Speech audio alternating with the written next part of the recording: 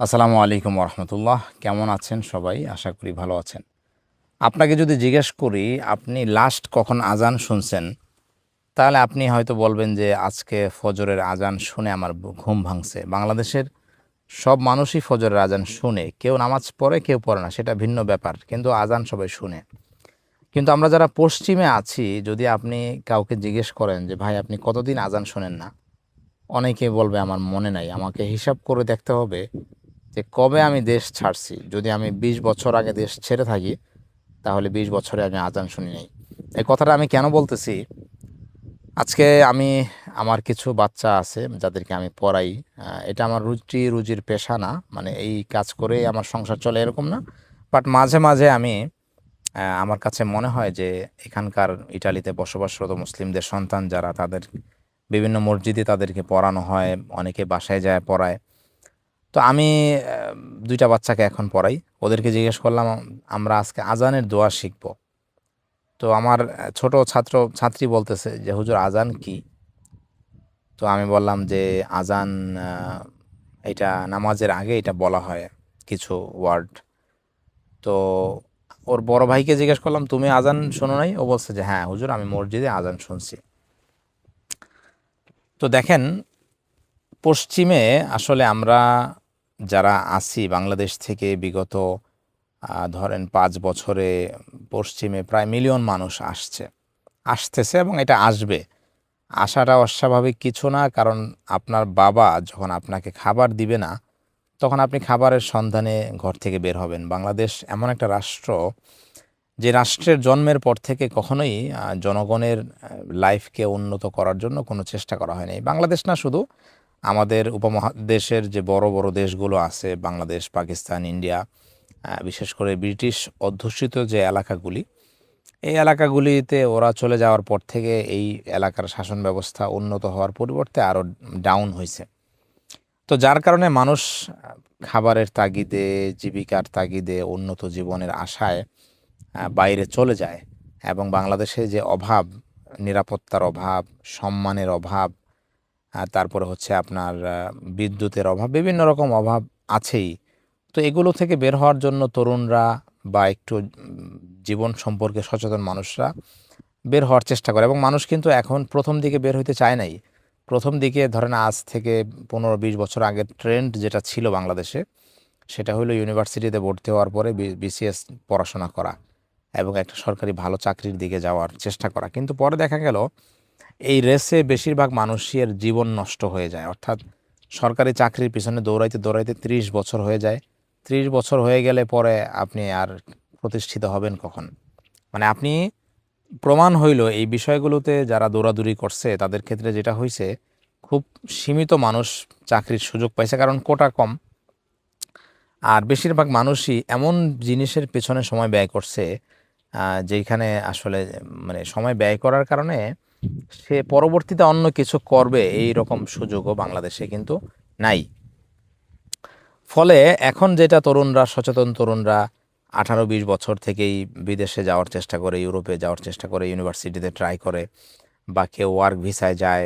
মানে মোট কথা, এবং আপনার মধ্যপ্রাচ্যের যে দেশগুলো, এগুলিতেও যেহেতু অশান্তি, এগুলিতেও যেহেতু মানবাধিকার নাই, ফলে মানুষ এই দেশগুলোর দিকে ঝুঁকতেছে, ইউরোপের দিকে। বাট আমরা যেটা করি যে আমাদের টাকা পয়সার হিসাবটাই আমরা মেইনলি করি, এর বাইরে আমরা কি হারাইতেছি সেই হিসাবগুলো আমরা করি না। তো যার কারণে দেখা যায় যে আমরা এইখানে যারা আছি দিনদার মুসলমান, আমাদের অনেকের জীবন সুদের মধ্যে যুক্ত হয়েছে। একটা দামি গাড়ির আশায়, একটা নতুন গাড়ি আমার চালাইতে হবে, ভাঙ্গা গাড়ি চালানো যাবে না, সেই জন্য আমি সুদে গাড়ি কিনতেছি। আমার প্রতি বছর লেটেস্ট মডেলের আইফোন লাগবে, সেই জন্য আমি সুদে জড়াইতেছি। আমার একটা মাথা গোঁজার ঠাঁই দরকার, ইউরোপে বাসা ভাড়া পাওয়া যায় না, তাই আমি সুদে বাসা কিনতেছি। তো এই যে আমাদের আহ, মানে সুদের মধ্যে জড়ায় পড়া বা ইসলামের গণ্ডি থেকে বাইরে চলে যাওয়া, এগুলো থেকে আসলে আমাদের বাঁচার উপায় কি? এগুলো থেকে বাঁচানোর দায়িত্ব আসলে কাদের? এগুলোতে থেকে বাঁচানোর দায়িত্ব হচ্ছে ওলামায়ে কেরামের। এই সমস্ত দেশে যারা আলেম ওলামা আছেন, মসজিদের ইমাম আছেন, ওনাদের দায়িত্ব হচ্ছে আমাদেরকে এগুলো থেকে বাঁচানো। কিন্তু ওনারা যখন এই দায়িত্বটা পালন করতে যায়, তখন ওনারা এই দায়িত্ব পালন করতে যায় আমলাতন্ত্রের বাধায় পড়ে, বা আমাদের বাংলাদেশের ভাষায় বললে নেতাদের বাধায় পড়ে। কীরকম? ধরেন এইখানে যত আলেম আছে, ইটালিতে কয়েক হাজার আলেম আছে, ওনারা যদি চান ইটালির প্রত্যেকটা মুসলমানের সন্তানদেরকে একজন খাঁটি মুসলিম হিসেবে গড়ে তুলতে, ওনারা কিন্তু পারেন। মানে ইসলামের যে বেসিক শিক্ষা, যেমন হালাল হারাম শেখানো, কোন প্রোডাক্ট মানে কোন জিনিস খাওয়া যাবে, কোন জিনিস খাওয়া যাবে না, একেবারে প্রোডাক্টের ছবি ধরে ধরে আলেমরা এগুলো আমাদেরকে শেখাইতে পারেন। এবং হচ্ছে যে কোরআন মুখস্থ করানো বা কোরআনের অর্থ শেখানো, কোরআন পড়তে শেখানো, সব কিছুই সম্ভব। কারণ প্রতি বছর ইউরোপে 3 মাস স্কুল বন্ধ থাকে। এই 3 মাস যদি ধরেন একটা ছাত্রকে যদি প্রথম 3 মাসে কায়দা পড়ানো হয়, দ্বিতীয় বছর 3 মাসে আমপারা পড়ানো হয়, তৃতীয় বছর কিন্তু তাকে কোরআন শরীফ দেওয়া সম্ভব। এবং আমরা জানি যে প্রতি সপ্তাহে 2 দিন ছুটি থাকে স্কুলগুলো। সেই 2 দিনে যদি বাচ্চাদেরকে পড়ানো হয় বা সপ্তাহে 2-3 ঘন্টা যদি পড়ানো হয়, তাহলে কিন্তু অনলাইনেও যদি হয়, তাহলেও কিন্তু বাচ্চারা হচ্ছে যে আপনার ইসলামের বেসিক শিক্ষাটা পায়। কিন্তু ক্রাইসিস যেটা দেখা গেছে, ইউরোপ আমেরিকা সহ প্রায় ওয়েস্টের সবগুলো মসজিদের পরিচালনার দায়িত্ব নিছে গণ্ডমূর্খ টাইপের মানুষ, maximum. I am sorry for my word, বেশিরভাগ মসজিদের দায়িত্ব হচ্ছে এমন মানুষদের হাতে যারা ঠিক মতো নিজের নামটা লিখতে পারে না, যারা ঠিক মতো কথা বলতে জানে না, এমন মানুষগুলো দায়িত্ব নিছে। আর শিক্ষিত সচেতন দিনদার মানুষ যারা, তারা সম্মানের ভয়ে এইসব দায়িত্ব নেয় না। কারণ একজন সচেতন মুসলিম সে কিন্তু কখনো ওই জোর করে বলবে না যে আমাকে মসজিদের কমিটিতে দেন। সো এই মূর্খ লোকগুলো দায়িত্বে থাকার কারণে যেটা হয়, আলেমরা স্বাধীনভাবে কোনো কাজ করতে পারে না। অর্থাৎ একজন আলেমকে যদি তারা দেখে, আমি এরকম ঘটনা জানি, আমি যে শহরে আছি এই শহরের একজন আলেম, তিনি ছোটদেরকেও পড়াইতেন, বড়দেরকেও পড়াইতেন। পরবর্তীতে দেখা গেল তার জনপ্রিয়তায় যারা মানে হোমরা চোমরা আছে মসজিদের এলাকার, এরা প্রত্যেক নবীদের ক্ষেত্রে এই ডিস্টার্বের কারণ হয়েছে। কোরআনে আছে না, ক্বাল আল মালাউ মিন কওমিহি ইন্না লানারাকা ফি দালালিম মুবিন। মানে নূহ আলাইহিস সালামকে তার কওমের যারা উচ্চ শ্রেণীর লোক যারা, তারা বলল আমরা তোমাকে সঠিক মনে করি না। তারপরে হচ্ছে যে তারা বলল ইউরিদু আন ইয়াতাফাদ্দালা আলাইকুম, তারা বলল যে এই যে নূহ, সে নিজেরে বড় করার জন্য এই কাজগুলো করতেছে। তো একজন আলেম যখন প্রপার 100% স্বাধীনভাবে বাচ্চাদেরকে নিয়ে কাজ করতে চায়, তখন অনেকেই ইঙ্গিত দেয় যে এই আলেম পয়সার লোভে বাচ্চাদেরকে পড়াইতেছে। বা একজন আলেম কিভাবে পড়াবেন, কত সময় পড়াবেন, সেগুলো ঠিক করে দেওয়া হয় মসজিদের পক্ষ থেকে। অর্থাৎ একজন আলেম এই কাজগুলোতে এনজয় করবেন, এই কাজগুলো নিজের স্বাধীনতার সাথে করবেন, নিজের ভালোর লাগার মতো করে করবেন। একই সাথে ছাত্রদের কোনটা ভালো লাগতেছে সেগুলোর সিদ্ধান্তটা যখন তিনি নিতে যান, তখন আমলাতান্ত্রিক জটিলতায় ফালাই দেওয়া হয়। এটা আমার অভিজ্ঞতা, যার কারণে আমি আসলে ইমামতের চাকরি ছেড়ে দেই। বাট এখন আমি মনে করতেছি যে আমি এই ধরনের একটা কিছু শুরু করব, একটা প্রতিষ্ঠান, যেটার মাধ্যমে আমরা ইউরোপের বিভিন্ন দেশের সন্তানদের দিনী শিক্ষার ক্ষেত্রকে আমরা হচ্ছে যে সুগম করতে চাই। এবং ওলামায়ে কেরামকে আমরা আলেমদেরকে তো আসলে ট্রেনিং দেওয়া সম্ভব না, ওনাদের সাথে আমার কিছু অভিজ্ঞতা শেয়ার করতে পারি যে বাচ্চাদেরকে পড়ানোর ক্ষেত্রে কী কী বিষয়ে গুরুত্ব দেওয়া দরকার। এবং আমরা হয়তো বা বাংলাদেশ থেকেও অনেক ওলামায়ে কেরামকে আমরা অনবোর্ড করব আমাদের এই প্রতিষ্ঠানের সাথে, এরকম একটা চিন্তা আমি এবং আমার এখানকার কিছু আলেমরা আছেন আমার সাথে।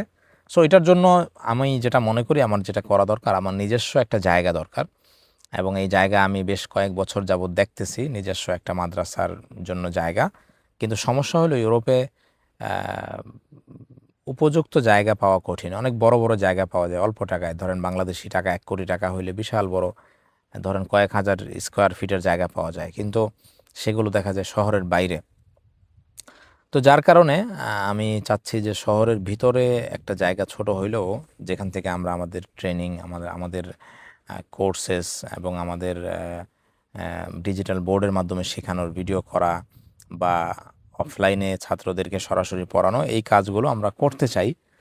তো আপনাদের সকলের কাছে দোয়া চাই যেন আল্লাহ তাআলা আমার এই কাজে সফলতা দান করেন। এবং যারা যেখানে আছেন, আমার অনুরোধ থাকবে আলেম উলামারা যারা ইউরোপে আছেন, আমেরিকাতে আছেন, বাংলাদেশে আছেন, আপনারা যুগের যে সমস্যাগুলো আছে মুসলিম তরুণদের ক্ষেত্রে, মুসলিমদের ভবিষ্যৎ প্রজন্মের ক্ষেত্রে যে সমস্যাগুলো আছে সেগুলোর ব্যাপারে তাদেরকে সতর্ক করবেন এবং প্রযুক্তিকে যতটুকু কাজে লাগানো যায় সেটা কাজে লাগায় কোরআন শিক্ষাটাকে সহজ করবেন। বিশেষ করে আমাদের বাংলাদেশে যে কায়দাগুলো পড়ানো হয়, যেগুলোর মধ্যে বিভিন্ন রকম ভয়ঙ্কর রকমের ক্যালিগ্রাফি করা হয়, হা খ এমনভাবে লেখা হয় যেটা ছোট বাচ্চাদের জন্য বোঝা কঠিন।